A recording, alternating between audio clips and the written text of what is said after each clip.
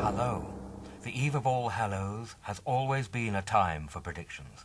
Young girls needing husbands practiced charms to find them, while others cast morbid spells to foretell death and disaster.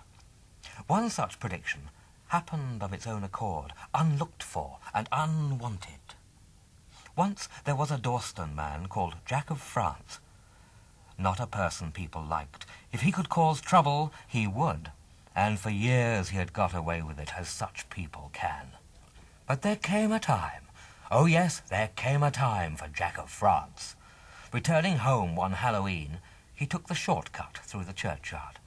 Let us watch him now, pushing through the undergrowth, the dark night lit every few moments by a fleeting yellow moon.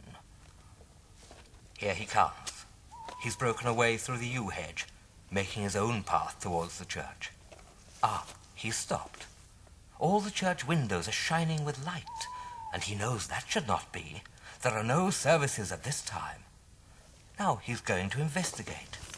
Yes, if he stands on that stone, he can just see in. Why don't we have a look as well? There should be a good view from here. Ah, yes. The congregation is huge. And how quiet they are. They listen to the preacher in the pulpit. He is dressed like a monk, and the cowl is hiding his face. Ah, he begins to turn to the window where Jack watches. It is no monk in that robe. His face is hideous and laughing, and I know it. I know him. It is, of course, the devil.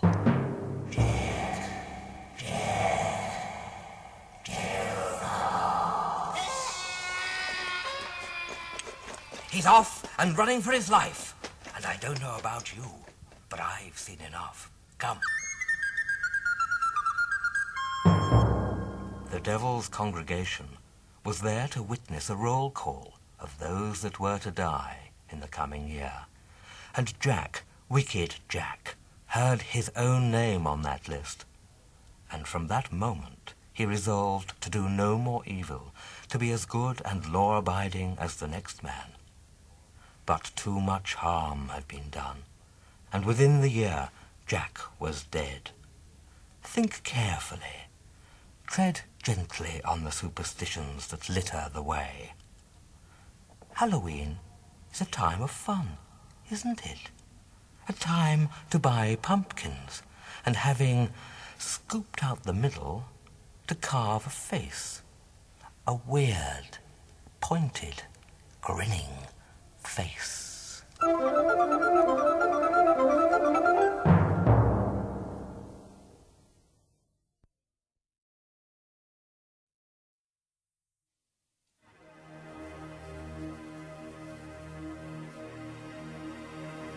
When I open the many volumes in this hall of mysteries, time and again a familiar figure strides across the page, and we can ignore him no longer. Imagine the dark hills framed like fearful beasts against the bright night sky. They have always been the natural home of this king of demons. He has many names and has been here as long as man. He is seen in all lands and in all places. He has many names. With hideous antlers and a pack of spectral hounds, he courses through Windsor Forest, a portent of untimely death. There he is Herne the Hunter, the devil's henchman, master of the wild hunt. He has many names. In the northern lands, Wotan and Herla lead the ghost chase across the skies. In Germany, a Valkyrie's vanguard, maybe Holder or Herlchen. And here, in Worcestershire, resident above the Lickey Hills, they call him Old Harry. Harry Carnab. I will take you there now. Ride the wind with me to the Lickey Hills. You will need more than eyes and ears to understand, for you must see with the second sight and hear like the old ones who listened to the corn ripening upon the stalk. Must I convince you that the laughter is Old Harry and the devil himself? Can't you see them now, astride white bulls, in pursuit of the wild boar, with the 7 whistlers by their side? Or do you see the 6 birds of fate? Count them carefully, for they are in search of a 7th, which if found will betoken the end of the world.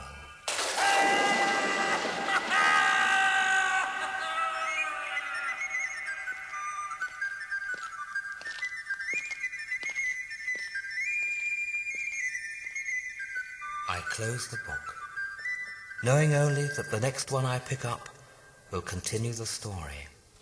There, dancing down the ages, man's constant companion, writ large upon nearly every page, in every chapter of the history of the world. But you know, the path home has seen many travellers whose nights were spent in dread of the dark, with neither candle nor fire for comfort. And slowly, through the years, they built a fortress to defend us, so that now we hardly give a thought to Old Harry or Herne the Hunter.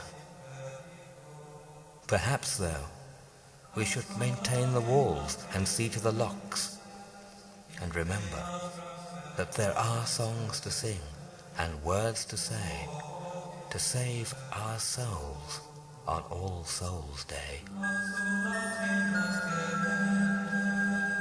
It